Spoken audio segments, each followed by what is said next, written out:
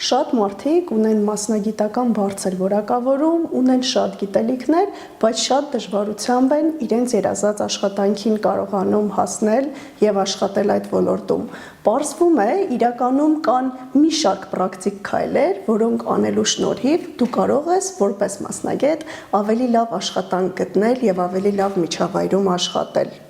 Մեզ հետևողները վստահ այս պահին միգուցե եւ մտածեն լավ, ինչն է, որ իմ կյանքում աշխատանքային կարիերայի ընթացքում արել եմ լավ կամ չեմ արել այդպես։ Ամենաառաջին կետը, որ ես կարծում եմ պետք է հարցազրույցի ներկայանալուց առաջ անել, դա կազմակերպության մասին ինֆորմացիա հավաքելն է։ Առավել եւս հիմա համակարգչային աշխարհում, երբ ունենք մի շարք բաց հարթակներ, շատ կարևոր է այն կազմակերպությունը, որտեղ դուք դիմել եք աշխատանքի համար եւ որտեղից ստացել եք հարցազրույցի հրավեր, հնարավորինս շատ ծանոթանաք, թե ինչով է զբաղվում այդ կազմակերպությունը,